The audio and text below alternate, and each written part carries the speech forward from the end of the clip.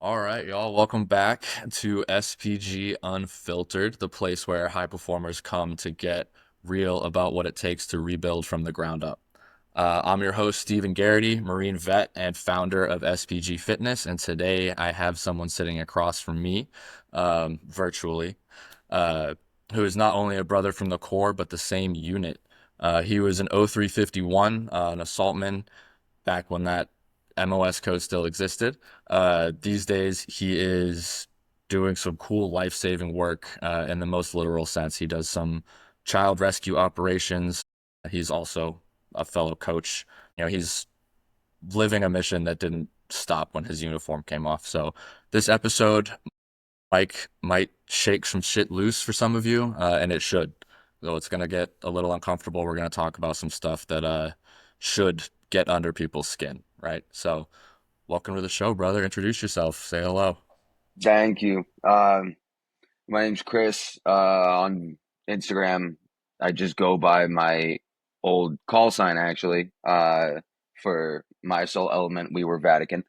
So I just adopted it and it became my Instagram persona. So I am now Vatican as well. Um, in terms of just like a brief like rundown of like history and how like everything, right? So 4 years after duty in the Marine Corps, got out, tried to become a civilian, couldn't do it. I make way too many jokes about dying. Um, but I got six different certifications in health and exercise, and then I ran that for probably around 4 years, I think, something like Okay. that. Or 3 or 4 years around there. And after that, moved back to our home state, and then that's when I started kind of like Yeah, ramping because you're up. from Massachusetts as well, right? Yeah, yeah. Yeah. So a little background for listeners here. I actually reached out to um our unit, their history page on Instagram, right? I reached out to them talking about what I do, and I basically got a message back that was like, "Hey, wait, did you go to school in Massachusetts and Carver?" And I was like, "Yeah." I was like, "Who is this?" Come to find out, he was not only in the same unit, but we went to high school together. We went to driver's ed together, and It's hilarious. I missed being in the same unit with him by like what was it, like a year or two. Um, Yeah, and then now we have this connection, and I think that's crazy. Uh, it just really does show how small not only the world, but especially like the Marine Corps, and anyone who's been in the Marine Corps can say that too. That like if absolutely. if if you know people in the Marine Corps, like everybody knows someone. You know what I mean? Right. Um, so let's talk about that a little bit. What led you into the Marine Corps, and what kind of led you to that 0351 MOS code specifically? They offered me a free T-shirt. No, I'm kidding. I mean, that's how they get some of us. I'm not. I'm not. I'm not saying I won't do it. Yeah, anyway, no, joining the Marine Corps was just always something I wanted to do. There was nothing really beyond that. Like that was the plan, you know. I was one of those dudes who, typical go in like, oh, I'm gonna do 8 years minimum, then figure it out if I want to stay in. But year two of the first contract, I'm like, fuck this. But Yep, I was the exact same.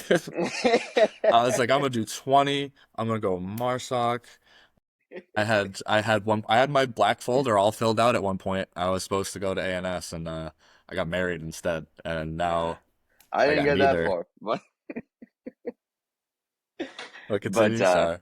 no, you go. But yeah, joining the Marine Corps was just something that I always wanted to do. It was just this whole desire to serve. And I mean, shit, man, if you're gonna do it, like do something cool, you know?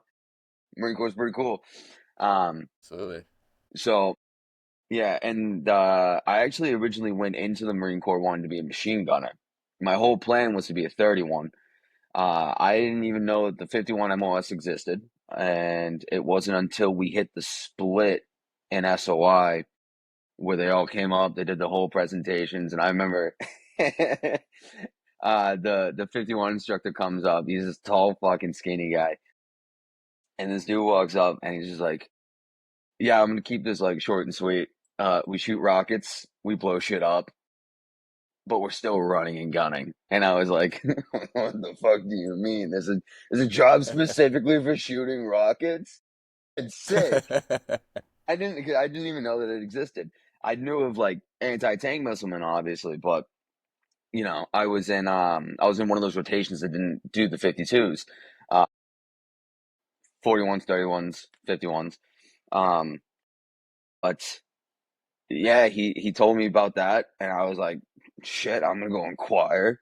So I was asking him about it after, and that's when they were making all the jokes like, "Oh, you guys are a dying MOS," and da da da da. I still got 3 years out of it. Technically, on my DD-214, I'm an 11, but Well, because they changed that now too. I don't know if you heard about that, but like O3's hit the fleet now as O3XX. what? Yeah. That's Yep. crazy. So it's a bunch of kids with no ribbons that are also no MOS code. Like they're literally just like blank, just like little That's like nuts. army ants. They're just like, here you go. Um, and I was hearing a lot of people talking about it that it's like gonna be like a bad thing because they're not being taught their MOS before they hit the fleet. Right. So now they're getting sectioned out or whatever after they hit the fleet. And so they're getting wrecked by like their NCOs and like That's especially with like the insane. knowledge and stuff because they don't have Right. any like real bases or they have a very light sprinkling of everything. You know Right. what I mean? So like That's crazy.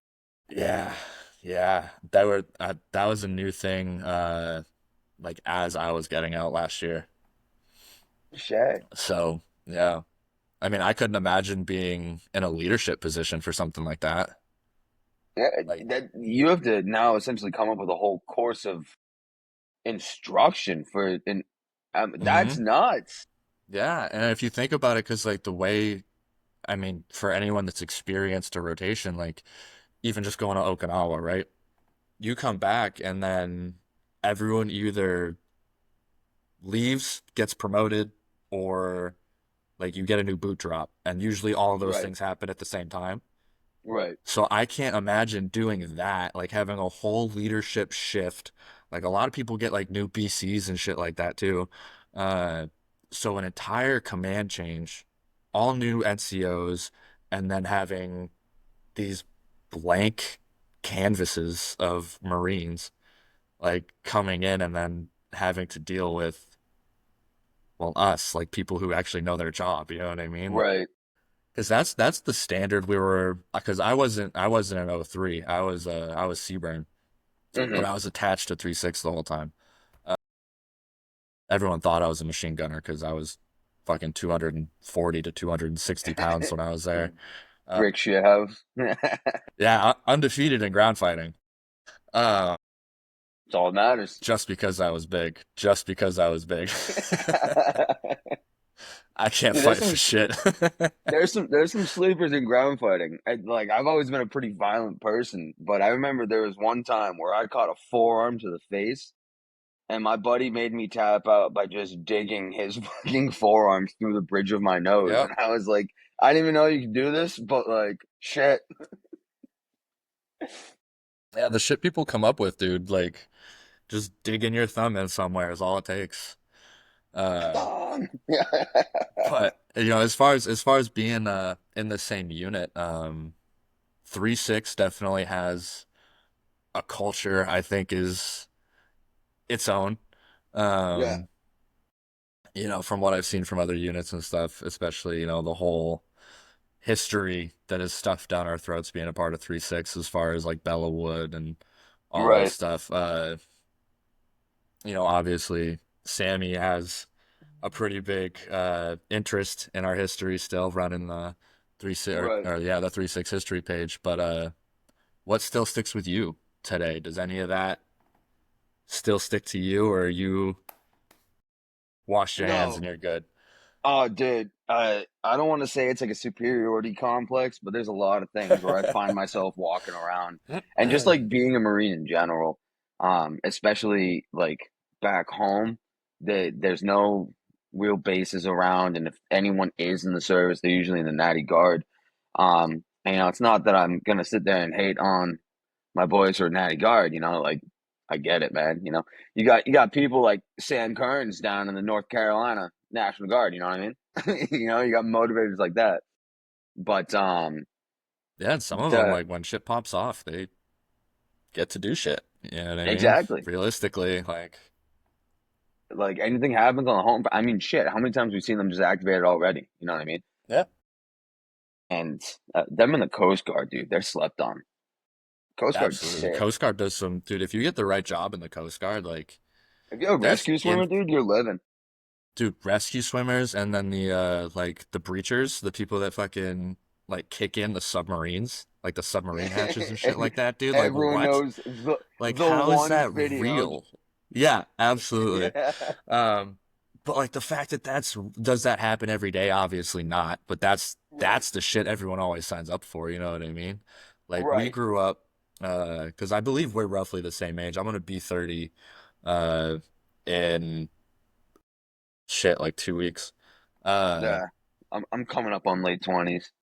yeah. So you mid 20s, give or take. But it's I don't know, man. I do think that superiority complex does linger. I don't think It it really does. goes anywhere.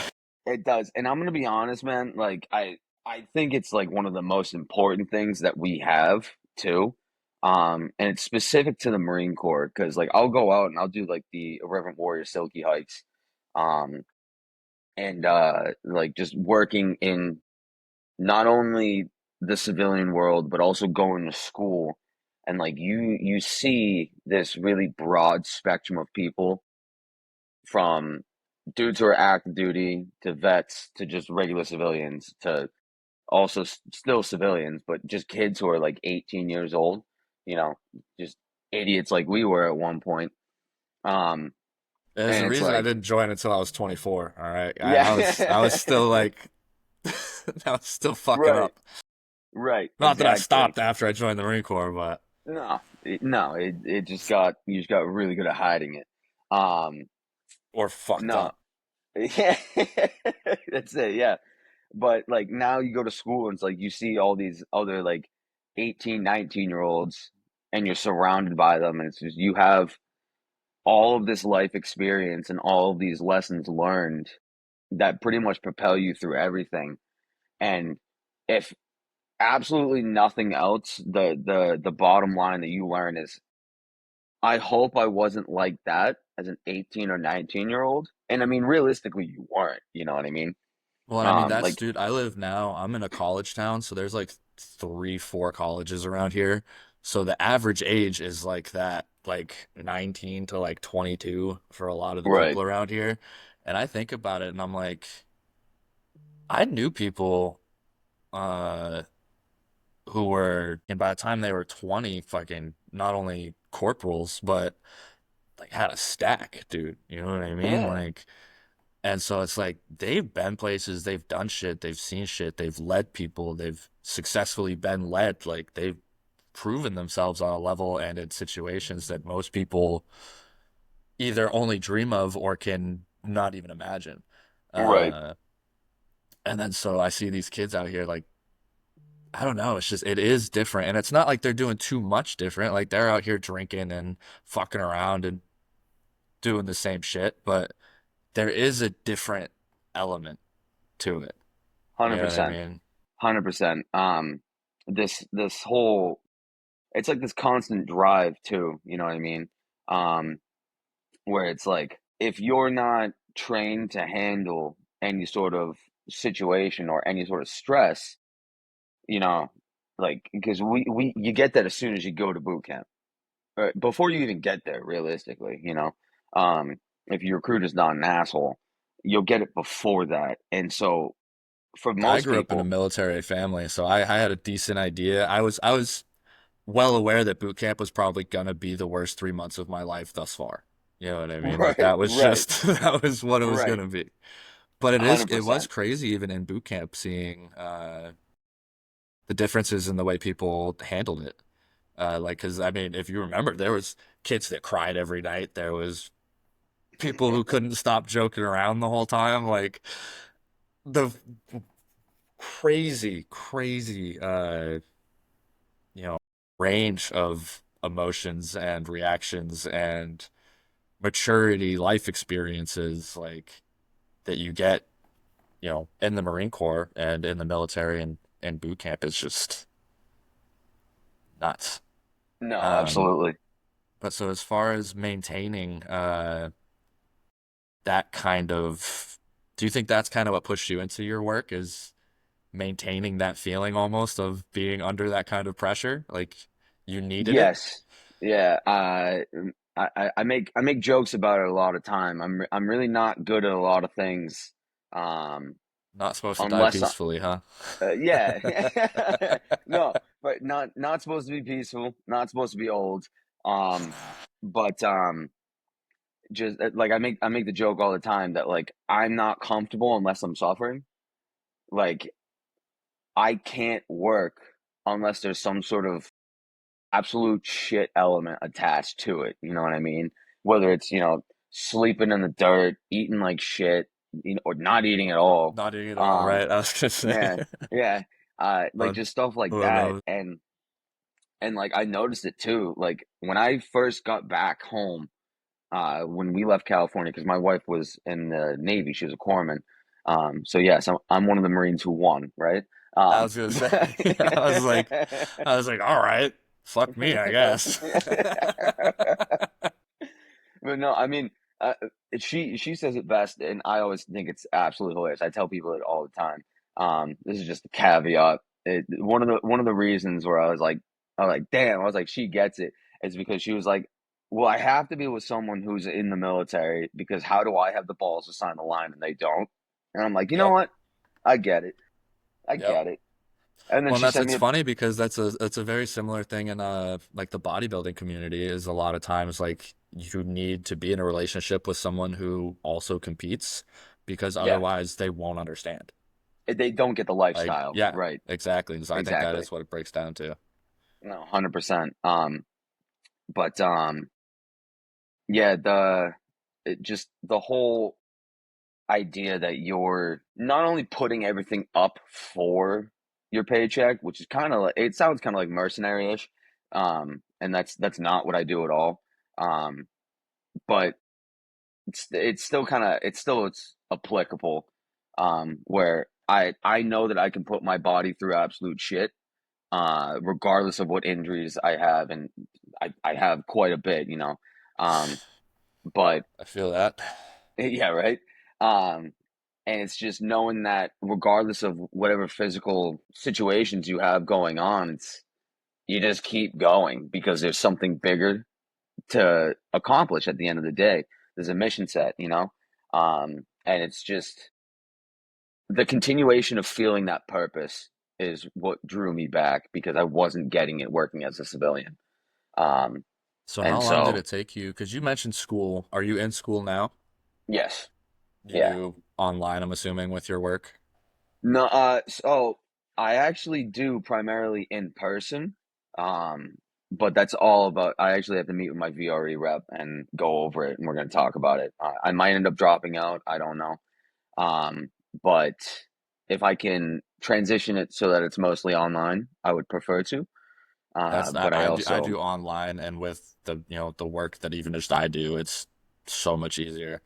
right, Um, but you'll take that pay cut, but right, exactly. And that's the other thing too. And then depending on where you live, BAH can be like really, really really fucking nice. nice. Yeah, Like you're talking like some it's areas, like having a third income, especially if it's like, literally. yeah. Yeah, So, you're talking like pushing five, almost 5 grand a month that you get in BAH to just go to yep, class like at most 3 days a week for yeah, like it's a like couple okay, hours. Like it's sick.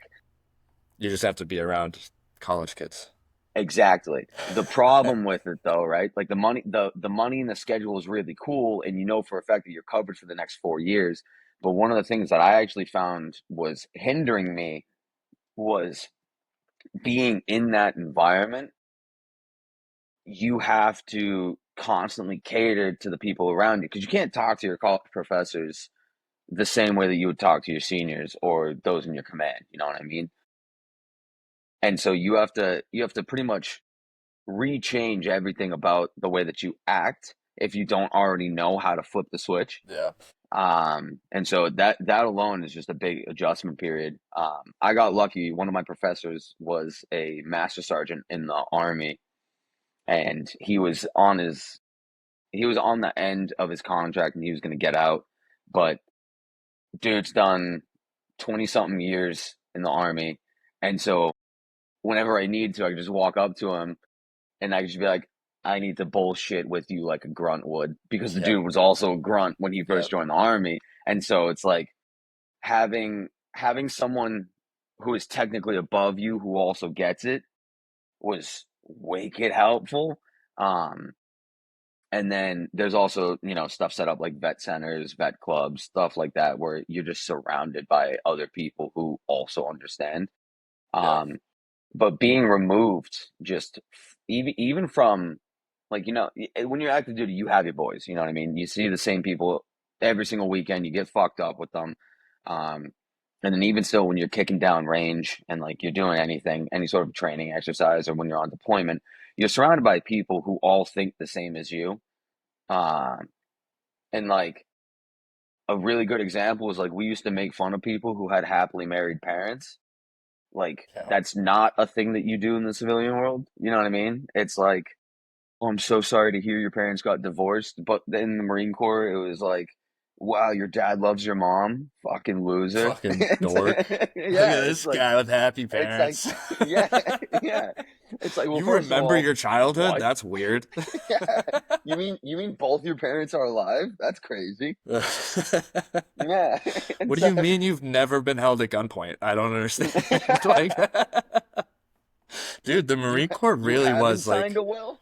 yeah, dude, Uncle Sam's Misguided Children really is the most accurate description for like USMC, because like I have friends in the army, I know people in the Air Force, like all that stuff, like in the military, a lot of the other branches see it as a job, Right, like realistically.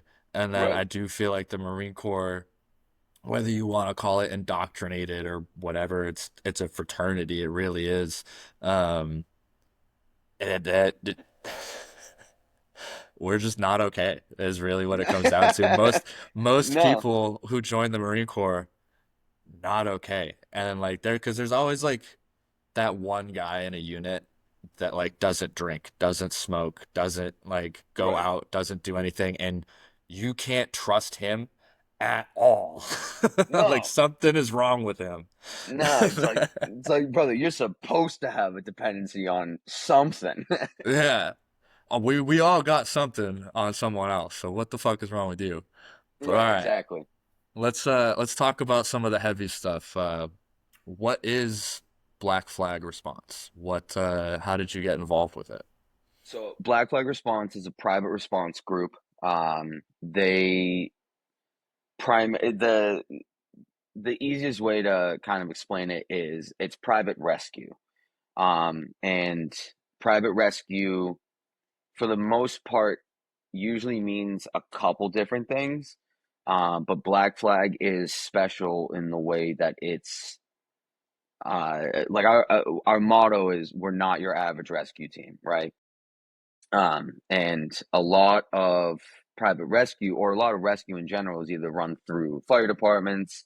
You'll see some dudes running like helicopter stuff out of like troopers or something like that. But Black Flag are all subcontractors, and we all either have our own LLCs, or we have our own sole props or something like that, where technically we each have our own individual rescue business, but Black Flag subcontracts every single rescue technician. Um, and so whenever we're out and we're doing anything, we're operating under Black Flag. That's how we get paid. But it's Black Flag paying my That company. LLC. Okay. Right. Um, but so our bread and butter is REMS, which are the medical teams for austere medicine and extraction for wildland fire. Um, that's what I was just doing out in New Mexico. I was on a trout fire. Um, and that's like kind of the thing that we normally do. Like that's our moneymaker per se. But we have a wide variety of people and backgrounds. Like one of our lead medics, um, the dude was a paramedic, no military experience in the US. He's just been running medical. Is it mostly And military? Is a lot of the a guys you lot of work with a veterans? lot of us are, because we're all seeking that same Do you find it's purpose. more like Marines and like shit like that, like people who and infantry and people who really were seeking that kind of life? Yeah. Does that transfer? Because I'm guessing it's not dudes from S1 that are coming No. over to do this. You know what I mean? No, yeah. Um, it's for the most part people who are coming from a background in the military who were doing something that was either, you know, physically demanding to the extent of being in the infantry, or just like that's some, like, you got to work for that shit. Um, so like off the top of my head, because I can't remember everyone. There's like 20 something dudes on Black Flag. Um, you got Marine grunts, you have corpsmen. I was There's gonna say one dude. corpsman probably. Yep. There's one dude who's in the Air Force. He was like fucking dork on her. Like, um, and there have been people in the past who have been under Black Flag who were like PJs and like shit like that. Yeah. So it's a wide variety, but the common trend is it's not S shops. Yeah. Yeah. So let's see. What does a typical like mission or operation look like for something like that? So it's usually a wildland fire. And once you go on season, which is usually around June to November, usually ends like late October or so. But like you can get calls for fire into December because the earth is still burning. Um, but once you're on season, like you've passed the in dock, you've gone through the trainings throughout the year, and then once you have all of your certifications to be on the fire line, because like we are REMS, right? We're the medics, but in order to be there, we have to have our red card. By having your red card, you're technically a wildland firefighter. You're just not on any sort of department or actually doing the job of a firefighter. Right, it's just Um, so that you can be there. right, exactly. So I use the word technically very, very sparingly. Well, that's Um, like through me being Seaburn in the Marine Corps, technically I have all the same civilian certifications that fire chiefs have as far as right, hazmat response technician, uh, stuff like that. Like I can technically respond to like a hazmat spill or like a nuclear situation, like stuff like that. Technically. Like right, exactly, exactly. Like I have the base qualifications to go and get hired for wildland fire, but I'm not an actual wildland firefighter, and I'll never claim to be one. You know what I mean? yeah. Um, Those dudes, I was those talking about them with someone else. Those dudes are something else, man. those dudes are some hardcore motherfuckers, and they get paid way under what they should. But we call them smoke eaters because Yeah. they're on the line and they're just fucking digging it, dude. Like we had to respond to one call when we were on the trout fire where we had to go into it, right? And like you're pulling up, and the only fuel break that you have is the road that you are actively driving on. So on one side we had all the fire just right there on the side, and the cab got instantly fucking hotter, like a good, like, I'm gonna obviously exaggerate, because I don't have a thermometer on me, But it but felt it like it, someone turned the oven on. Like it, you, it got like 20 degrees hotter, like instantaneously, and it's like, what the fuck, dude? Um, and so because it's austere, we're doing a lot of our shit in side by side, and so like you're cooking through, and you're just eating all this fucking smoke. You're just flaming dragon, whole nine, right? Um, and to go and only do that every now and again compared to the firefighters, dude, they're just sucking the smoke. They're just sucking it all fucking day. If that fire's there and they're digging a line, they're just eating smoke all fucking day. Just the whole day. Yeah, And it's I can't imagine that. there's some sick dogs. Being a Yeah, wildland firefighter is probably one of the closest things that you can do to still being a grunt, to be honest with you, because you're still sleeping outside I could for see two that. weeks at a time. Still digging holes, You're still digging the fucking dirt. constantly in the shit. Yep, exactly. And one thing that I noticed too with wildland, the difference is that like they don't disparage between like men or women. They same mentality. They only care whether or not you can fucking hack it. If Yeah, you can can you do the do the job, job? it doesn't matter. Then you're And good. like you don't see a whole bunch, or at least I don't personally see a whole bunch of female firefighters, um, like on the structure side. So then going out and being with the wildland dudes, and like you see these like the hot shot crews, like these are the motherfuckers who chase it, you know, and you'll find a bunch of hot shot crews that have a shitload of women on it, and it's like okay, like I know for a fact you're all fucking dogs, you know, Yeah, yeah. because you got your Lamborghinis, they're Yep. laced up tight, and you're hiking in with your bag because they all have a bag. I'd say it probably weighs around 60 pounds. I'm not fully confident. I don't know. I only had to fuck around with it a little bit when I was getting my certifications, but like I don't have one. So that it's an arbitrary number, but it's around there. And so they still have a pack, they still have equipment that they're hiking in, you know, whether it's a chainsaw, Pulaski, it doesn't matter, right? Um, like they have something, they're in PPE, so you're still going in, um, fully covered, everything, with gear, digging like it's like It's a it's like the constant same. field op. Like it just Exactly, and it's like a battalion effects, 2 yeah. weeks all, and those dudes will usually run 2 week rolls. Sometimes you can get extended up to 21 for 3 weeks, but that just depends on the Yeah, management of I'm the guessing fire. they try not to do that, but like it's one of those things. Yeah, especially for Um, people like us, where we're contractors. So they're like, yeah, if we don't have to fucking pay you, we don't want it. so another really cool thing you do, other than running into literal forest fires to save people, um, is specifically saving children, right? Yeah, that's So do you a get do you volunteer get thing. okay, I was gonna say, do you get contracted the same for that? Is that a No. hired thing, or is that how do you get involved in that? So anyone can actually get involved in it. It's wicked easy to get involved in. There's a couple of really good organizations for it. I do mine through an NGO called 1,000 Men. Um, and their whole mission statement is, there's thousands of bad people in the world, and there's thousands of just they use nicer words than I use, right? But there's thousands of pieces of garbage that exist. And so the only way that you'll ever be able to effectively combat it is by also having thousands of good people to do it, right? Yep.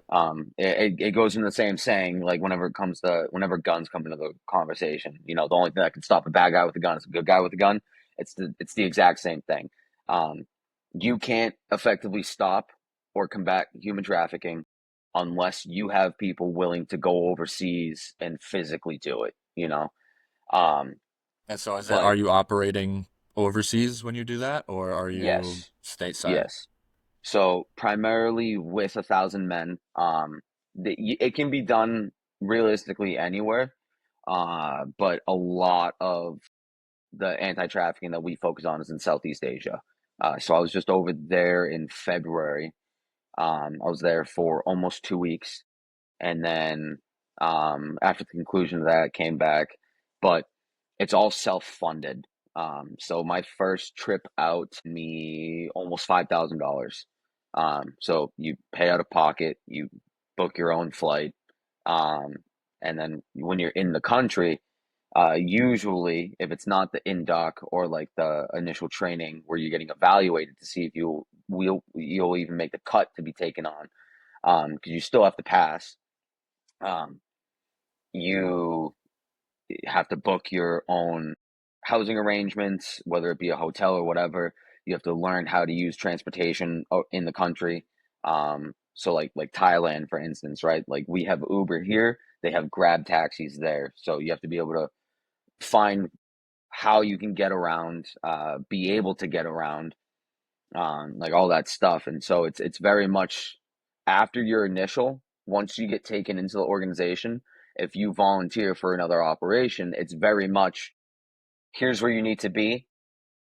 Good luck, and Yeah, then show everything up. else is on you. So you'll get yourself in the country, you'll get yourself situated, you'll get your own food, you'll get your own supplies. Like you do I mean, I'm everything assuming yourself. you get like a, for lack of a better word, like a mission brief, realistically, right? Like this is Right. what's going on, show up and do it. Yeah. Um, For the most part, you'll get mainly just like, what is the mission? Is it surveillance? Are you tailing? Are you actively initiating a drive-by? Are you just gathering intel? Are you just being um, the tails for your other agents for when they do the drive-bys? Just stuff like that. So you'll know roughly what you're doing when you go. so when you say Um, when you say drive by, what is that? drive-by. So one of the main way that we do it is, or at least with 1,000 men, I can only speak for 1,000 men and my experiences, right? um but the way that we did it last time was, you go, you have, they'll give you, different phones, and they have like hidden camera apps where you can actively record but your screen is locked. So if they look at your phone, it's just a black screen, but you are actively recording. And you can do it with both the front and the rear camera.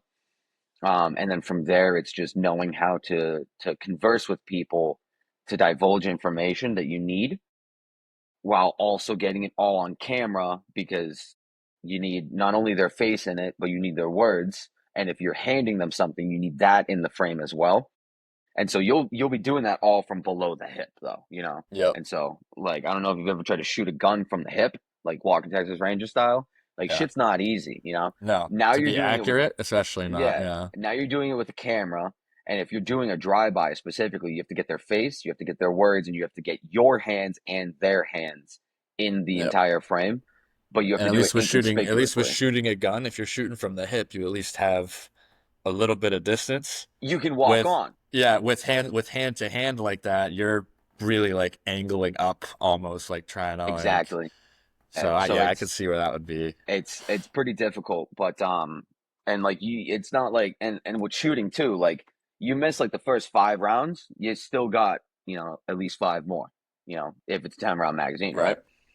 Right. um This is a but one if and you're done. in You the don't really get another shot. yeah, you either get it or you do not. And if you do not, then you have to see how you can go about redoing it. But typically it's going to be a different agent, because now it's like, well, why are you back here for the same thing? Now Yep. it's suspicious. But you get taught how to tail people, and you will tail people. You get taught how to secretly record, and you will secretly record. You'll have to sit there and press people inconspicuously for information like names, ages, see if they have minors at the bar, where do they go. Um, if you do spend like a night with them, how much is it? Is there a fee that goes to the bar themselves? How much money do the girls get? Um, and it's like just all of that information. And so not only do you need it from the trafficker, but you also need it from the girls, because then you need to cross the stories. And so if the girl's telling you she's 22, but then the trafficker is telling you that she's 18, okay, we already have a disparity here. Most likely she is underage, Yep. because if the trafficker is giving you a lower number, it's like, okay, well, you're catering, but you're staying teetering on the legal line.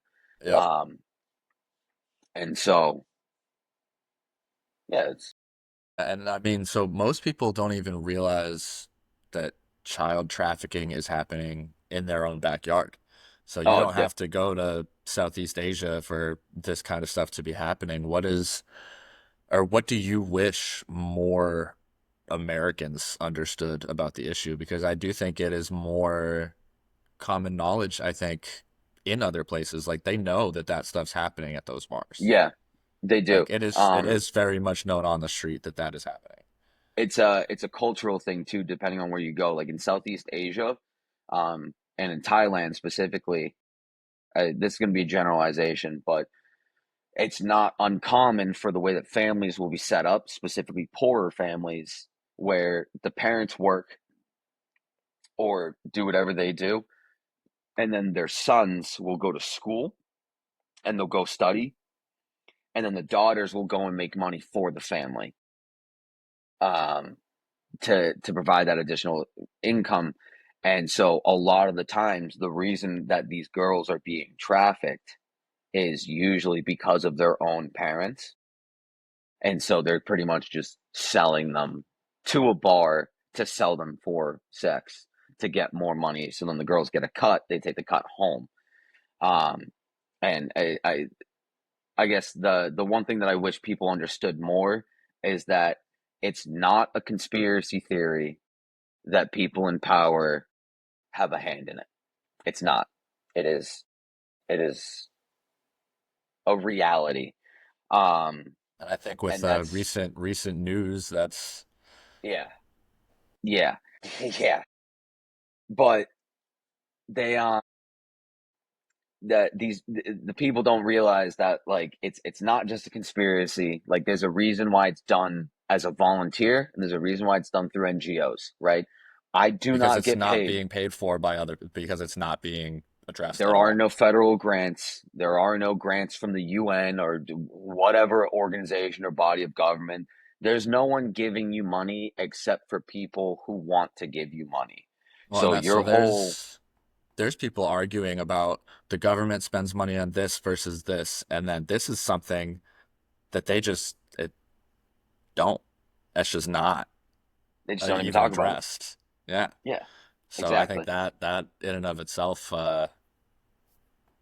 throws up some flags in my eyes. Yeah, You know what I mean? yep. So And then on the international side of it too, because I can't speak for domestically because I haven't done it here yet.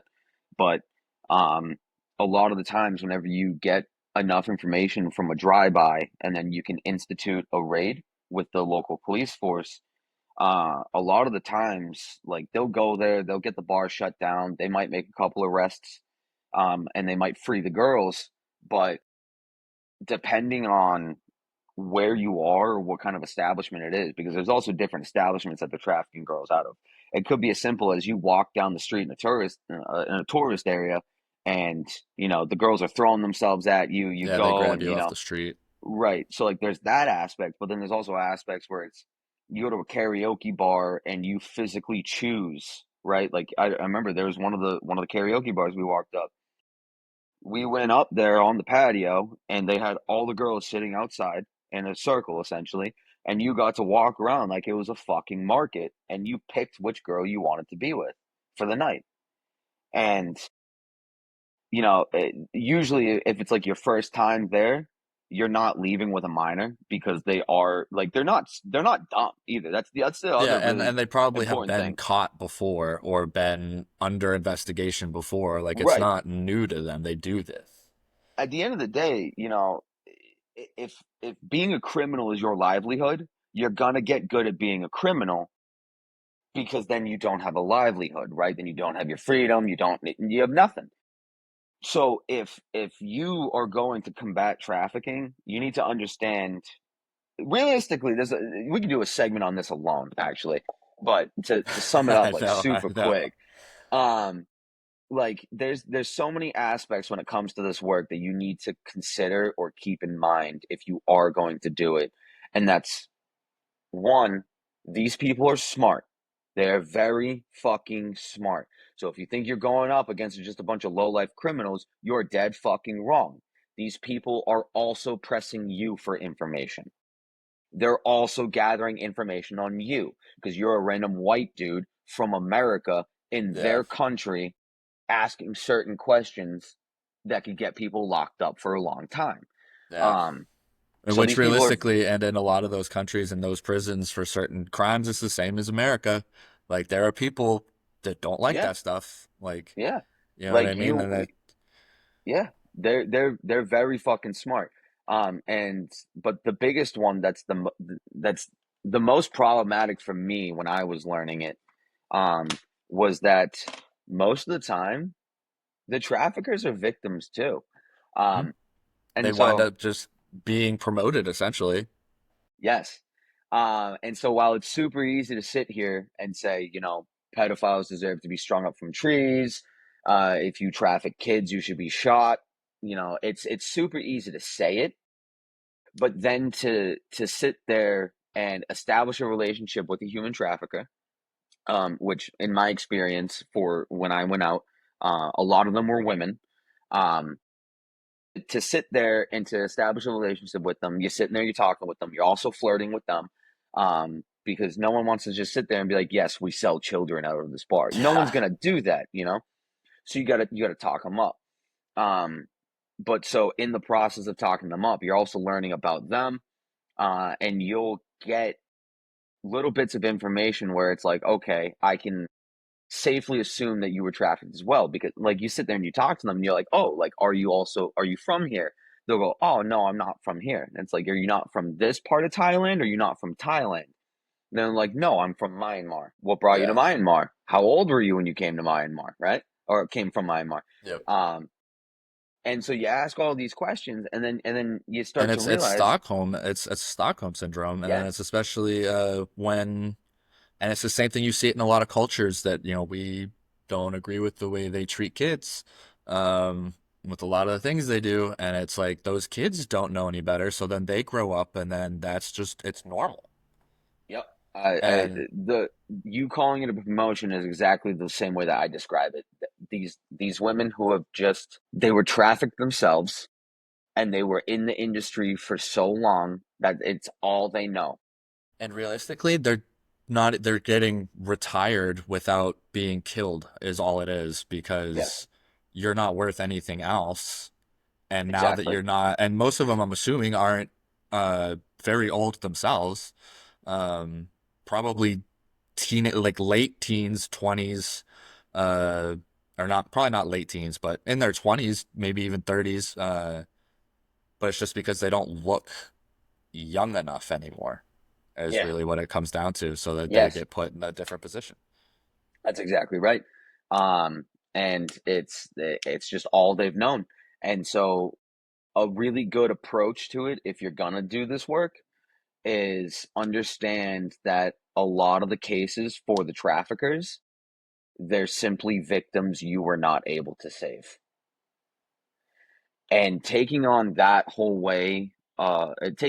ideology as you go into an operation not only allows the operation to go more smooth, it allows you to be more careful, but it also gives you a sense of empathy going into the operation to get this information about the minors that are actively being trafficked. And um, there's the saying, you can't bullshit a bullshitter, right? Someone comes up to you and they start trying to spew bullshit. You know, you came from the Marine Corps. I already know for a fact you bullshit, right? I bullshit. Absolutely. We're It's professional what we do. bullshitters. Exactly. You can't bullshit me. Like I walk back into a recruiter's office. You can't lie to me because I already know what the fuck I'm Yeah. looking for. Oh, and You dude, my know? skates were sharp. You know what I'm saying? Like I was Exactly. good. Exactly. Exactly. You'll catch me doing fucking triple backflips on that shit. But no. But going into an operation where you're gonna try to get information with this, and you already have a sense of empathy, that means you're rehumanizing these people who have been dehumanized, right? And so not only have they been dehumanized just in the trafficking front, right, like throughout their whole life made to be sex objects, but they're also dehumanized in the fact that they're redoing what happened to them just to other girls, right? And it doesn't have to, it's not only girls, it is boys as well. But I'm just speaking purely on my experiences. Um, but And so if you rehumanize the trafficker, you'll go into it a lot less angry because if you go into an operation thinking this person deserves to die, you will inherently carry that in your tone and as you converse with them. And If they'll you see it in hold your that eyes. tone, they will They'll catch see it. it in your eyes. They will catch it And I like mean, fucking that. And then they will simply just run you around the fucking tree and you'll yep. get nothing. You'll get Because they're nothing. not just gonna say no, they're gonna waste your time. Exactly. Exactly. They're Because at gonna the end of the run you through day, the ringer, or they're gonna give you false information. They're gonna fill you up with a bunch of stuff that sets you back instead of yep. just nothing. Because then for them it becomes a business opportunity, right? Because if they're trafficking the kids, that means they're associated with the bar to some extent. They're either the bar manager, the owner. There's something, right? They're within the bar because the bar usually gets a cut. Um, and if that's the case, then they're just going to do what they can to keep you there because at the end of the day, you're still buying drinks, you're still buying the girls' drinks, you're still spending time in the establishment. You're still profiting them. And so if they catch on that you're trying to do something, they'll just take you for your fucking money instead. And realistically, you make a good face for the bar because now they know that tourists go here. Now it's Okay, a well, friendly tourist spot. what a tourists go to that street in Thailand for, you know what I mean? Because there is districts where that stuff is known for, just like in every other country. You know what I mean? There's locations that these operations are like rumored to happen out of. That's how, you guys find them, I'm assuming. Yes. Um, Yeah. We have embedded agents in country who will go around and they'll probe establishments essentially. And they'll get some sort of a report on it. And then if there's enough where they believe that more information needs to be gathered, or if they go somewhere and it looks like one of the girls up front is super young, they will then go and they'll start probing it a bit more, and then they'll bring in more agents, and then more agents will do it too, because like you can be an Australian in Thailand visiting, but if you're an Australian going to the same bar in Thailand for 2 weeks in a row, that's weird. What are you doing? But if you're an Australian man and you gain information, and then in 2 days a white American goes in and gets information, and all the people around you are also people visiting from Germany, Italy, Greece, yep. Spain, America, Australia, it's not weird for there to be different white people there Yeah. because there's already an abundance. It's already oversaturated with tourists. So if anything, they are the population that they're catering to, right? Especially an older white man. Um, those I was are gonna ask, is it usually old money? no, no, dude. No? It's all over. That's crazy. It's anyone who can't. I can't even generalize and just say it's anyone who can't get some back home, like wherever Is it they're really from. just it's genuinely just sick, fucked up people. It's just sick, fucked up people. And I've every demographic has sick, fucked up people. So correct. Like I'm not even the type of person that goes to strip clubs. Like I've never even stepped foot inside one because the idea of selling your body to any extent for money just doesn't sit right with me. Like I just don't enjoy it. I believe that there's other more. I don't even want to say respectful ways, but respectful ways. I reckon you could say, um, to it go just about turns and your do it. stomach. Yeah, it's just you're setting the stage to be objectified. You know what I mean? And Yeah. we're all human beings. Um, and then so to watch it to happen to children, um, is just disgusting. Like absolutely disgusting. Like you'll talk to some and like I remember. Oh my gosh, dude, I remember there was this one girl, and I would have bet my entire life savings the absolute oldest she could have been was 16 years old. And then so like okay, well then like let's play the game like this, right?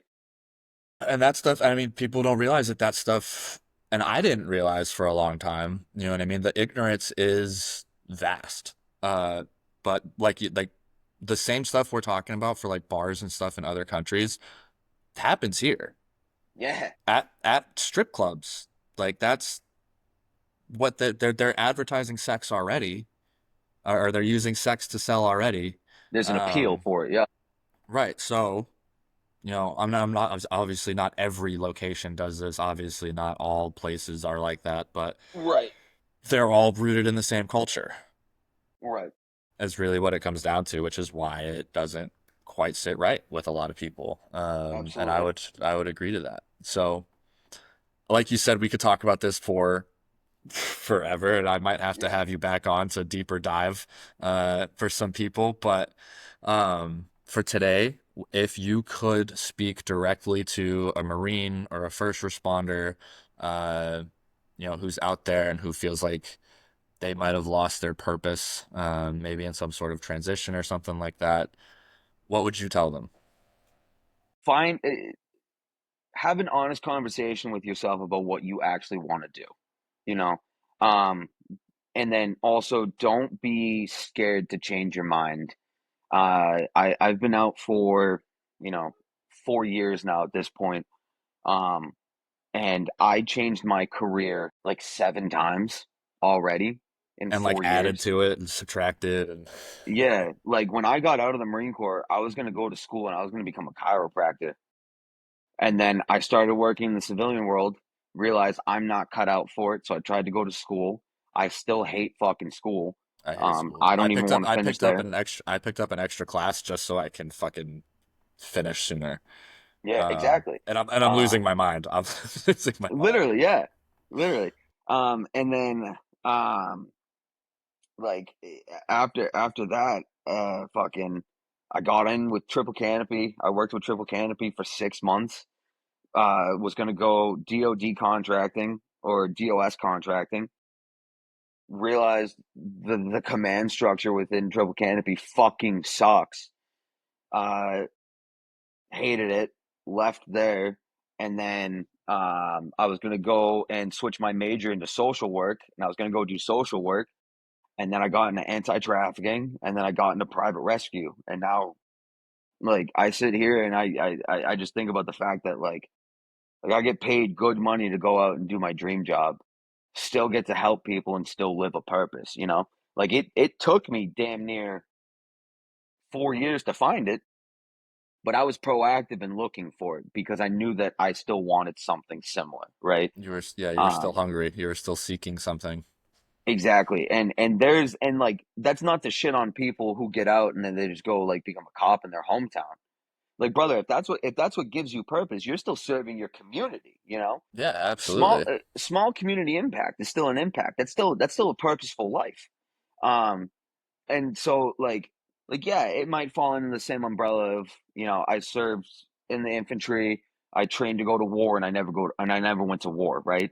Like you can have that idea behind it, but also you could prefer to look at it in the better way of, well, if my community needs me for anything, whether that be an actual threat or a disaster, it's those community cops who show up, brother, you know?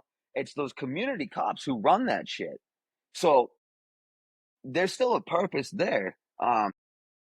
But if you allow yourself to drink the Kool-Aid and to fall into the trap, the same way if you did in the Marine Corps, you become a shitbag senior, you become fucking, oh, I don't need to buy new camis, my shit's Snow White. And I'm not saying, I mean, I can't lie. That was me. I'm I I'm was, not I'm not saying don't rock the Snow White camis, you know what I mean? But I can confidently say that one of the things that I am most disappointed in myself with was dropping my pack at the end of my enlistment. I'll say that My too. Yeah. my command wanted to brand me as a shitbag, and I was trying to not be a shitbag. So I said, "Fuck it, you'll get a shitbag." And so now it's not like I'm trying uh, to necessarily make up for what I didn't or did do when I was active duty. But you're doing it But for it's yourself now. You're not doing it for the Marine Corps. exactly, Yeah, exactly. because It's we all say the same thing. We love Marines, but we hate the right, fucking Marine Corps. absolutely, So absolutely. And I tell my team chief all the time, like, um, and you go out on a fire with me, dude. I am hyper motivated. I am that dude who sit like you ask me a question, I respond with a raw. Like I still do that. And a lot of people who did more than one enlistment that I get surrounded by, some of them would be like, dude, like shut the fuck up. And I've been told, like, dude, like you need to let it go, like relax, like all this and that. And it's like, You're sure, I out could. now. Yeah, like I absolutely could, and it's not like I sit there and I make my entire But personality it's being a not Marine. it's not holding you down either though. You love it. No, You know what I mean? It's that part because that you just at the end of the day, man, someone tells you to go do something shit, right? Like say you get a say I'm out on a fire and we get a call. We have a red priority patient, right? Say these people were out on the line. Where on the line are they? Are they a mile away? Are they embedded in the woods? Is there road access? Because sometimes you might have to make access to a patient on foot. But if you make access on foot, you're you gonna still have to got to make get them you're out. getting them out on foot, you know. And so, Ugh. like, yeah, does it probably get annoying to dudes who did 10 years if you got this one motherfucker who did 4 years and fucking talk shit about the Marine Corps, just sitting there being hyper motivated and responding the same way he did like when he was in the Marine Corps? Sure, yeah, I bet it is annoying, but also at the same time, I I get the firmly fucking shit believe done. one, I get the fucking shit done. You task me with whatever it is, I'm gonna get it done, right, to the best of my abilities. I've already been trained, or not trained specifically, but I've been in training operations where I've been team lead twice now, to the point where I'm one of the newer dudes and I'm being considered for team lead full time. Like And which like I when mean I go out, we see you the know, same thing in the Marine Corps realistically is like especially if you're some people hate this term, but a senior lance, yeah, and then it's the same thing. They hate to see the motivation yeah, if they are absolutely. like already salty about their position. And And so I I think heard that this. transfers out for a lot of them. Right. And I don't know if you've linked in with Maneuver Up at all on Instagram, but he was also in 36. He's a good dude. I Okay, served with him. I was I'll I have was to. attached to his fucking platoon as weapons a couple times. Um and I remember going up to him one time, and keep in mind at this point this is like 5 or 6 years ago, right? And this motherfucker's words still echo in my brain. I still think about it. I still think about it. And it is the cause for my hyper motivation for my field now. I asked him, I was like, brother, I was like, how are you so motivated? I was like, do you genuinely enjoy doing this? To the point where like it was like the running joke, like this dude's doing 20 fucking years. Like I know this dude's doing 20 years. You talk to him at the end of his contract and he'd just be like, no, I fucking hate this. I actually fucking despise this. I'm doing my four and I'm getting out. And I asked him, I'm like, brother, I'm like, but you're so motivated. I was like you breathe this. Like being around you makes me want to still do it. And he's like, that's why I do it. Exactly. False motivation is still fucking motivation. Well, because that's the And thing too, is like how many times have we been in the suck, even if it's just a stupid weekend field op or something like yeah, that, but where it's freezing cold, you were told no warming layers, you're out there fucking suffering for no reason, um, and then you're with your buddy though, and you guys are sitting there fucking cracking up, frozen to the bone, shivering, but laughing your ass off, having a time of your life, uh, while still having the worst time of your life. yeah. Um, and I do think that it makes a difference because you could be out there with someone who's miserable and then you're going to be miserable. Or you could be out there with someone who's like, oh, at least it's not fucking whatever. And then you're like, will you shut the fuck up, dude?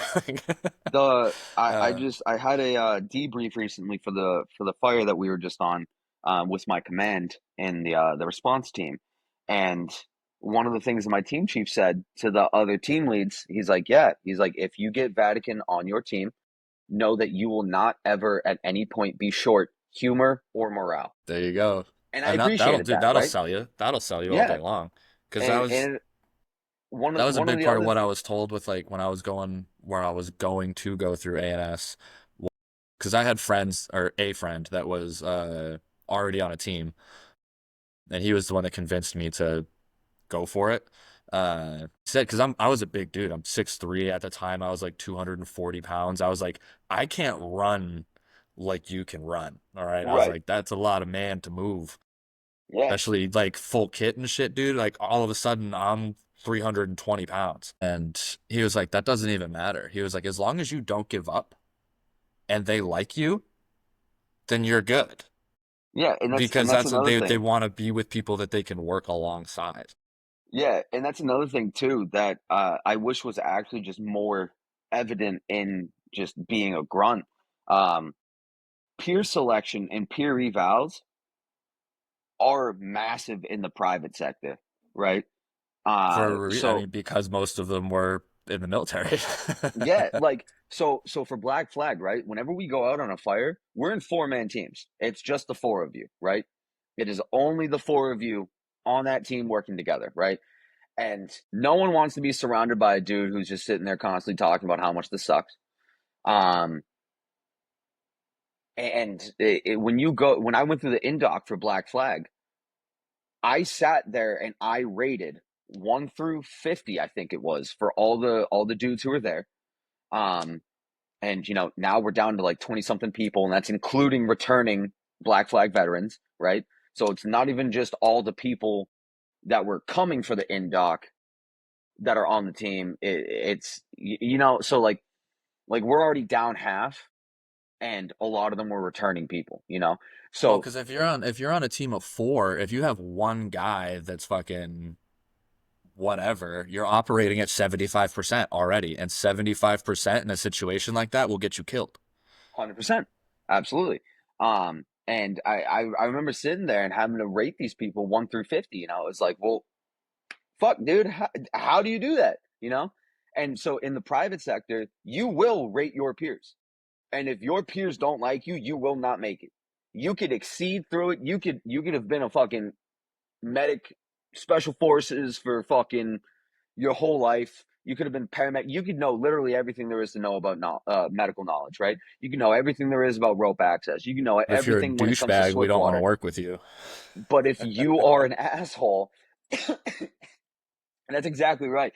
If you're an asshole, you will not hear the door close. They will just tell you, if they tell you at all, you didn't make the cut because we Yep. don't like your attitude, and then you don't make it, right? Um, and that brings me back to the whole false motivation thing.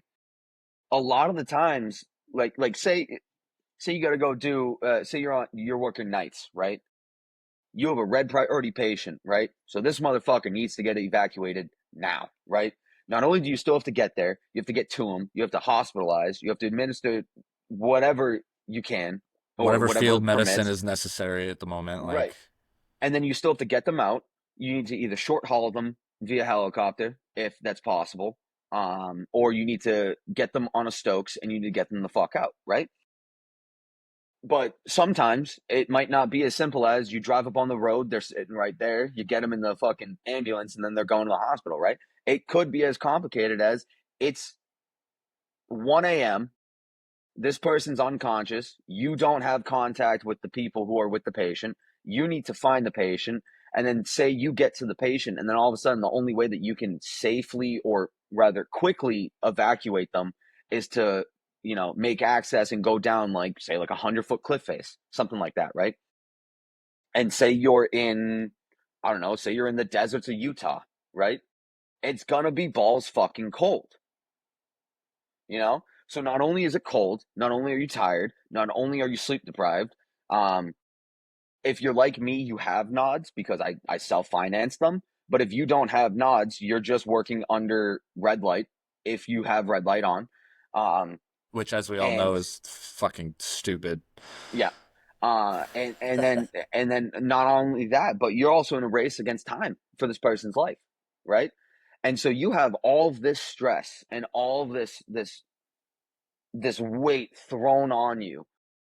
You need to be able to do it, right? And so if you're already down in the dumps, you're already like feeling sorry for yourself, you're already like, man, this sucks, right? And all of a sudden, boom, red priority patient comes up. You have to hike in 3 miles to get to the fucking person. And you got to hike them out another mile to get to a short haul spot after descending a cliff face. brother, most of the Yeah, time it's easier you're gonna be to sit wrecked. there. Yeah, most of the time it's easier to sit there and be like, okay, here's what needs to be done. Here's what needs to be done. Here's the mission, right? Or you get told what to do during that. It is so much easier to just sit there and say semper, and Yep. then you just fucking do it, Yeah, right? kill raw. Responding in that sense seems hyper motivated. Sure, absolutely. But it also doesn't allow me to think, right? Doesn't give you a chance. It doesn't. It doesn't. So if you tell me to Because do it something, really is just this is what you need to do, and you just go, okay, that's it. That's literally it. That's it. done. There's And no, oh, how do I need to do it? What about this? What about that? What if this happens? What if it's, yeah, you're gonna have to probably address those things in the moment. But realistically, especially with jobs like that or like infantry things, they'll any first responders, like, yeah, you can have a plan going into it, but like they always say, as soon as you get shot at, fucking all plans go out the window. Um, so, you know, brother, I do not say this lightly. You're doing, for lack of a better term, for regardless of belief systems, you're doing God's work, man. Not many men walk the line that you walk or walk any of the lines that you've walked. You've done, more than a handful of not only rather impressive, but rare and I would say important things. And for those listening, this episode, hasn't been just a story. I think it's been a call for a lot of people to step the fuck up. Um, if you've ever said, I just want to help people, this is what it looks like. This is sacrifice, huge sacrifice, whether it's time, financial, those are two huge things in people's lives. Um, but it comes with mission, it comes with truth, it comes with purpose. Uh, so make sure you follow this man, uh, and support what he's doing. Spread the word. Um, tell them where they can find you. I know you're Vatican Actual on Instagram. yeah, so my account, if you search Vatican Actual on Instagram, I should pop up. But the actual handle is corrective_core, core as in Marine Corps. Um, and so that's the primary place that I'm active. You can send me a DM there. If I don't respond to you right away, I apologize. I'm busy, but I will eventually see it. I will eventually respond. It might take me it might take me upwards of a couple days, but it shouldn't theoretically. Well, But if you're in a fire, I think they yeah, can wait if a if minute. I'm in a fire and we don't, Or if you're in a foreign country stopping child right, sex trafficking, I think they can exactly, yeah. they can wait. If I'm on a fire, we might have Starlink up, and I will maybe theoretically be able to get back to you in a timely manner. But just bear with me. I will respond to you eventually. That's a promise.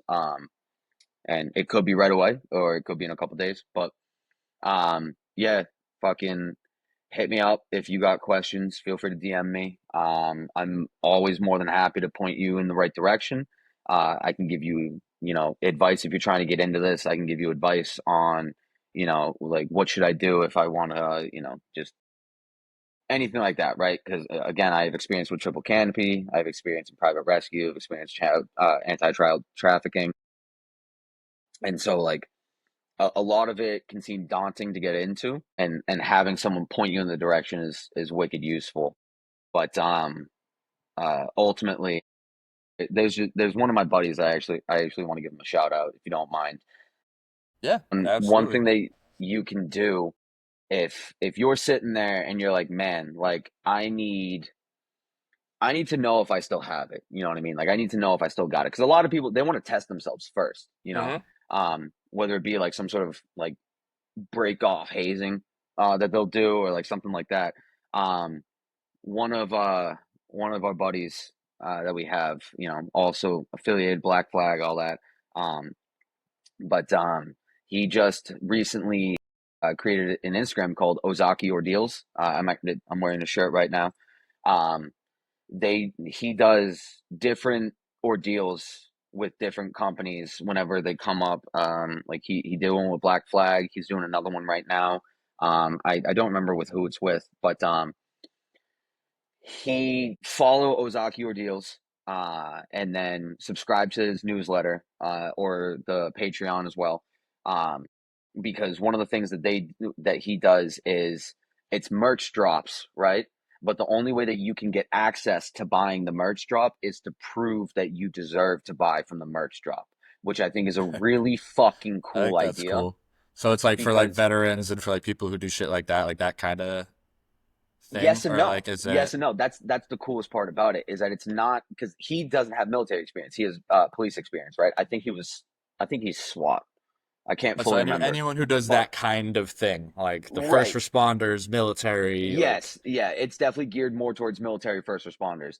But subscribe to him, Ozaki Ordeals on Instagram, and whenever there's a merch drop, you'll subscribe to the newsletter. You'll get the information on how you can participate to be able to get access to the merch.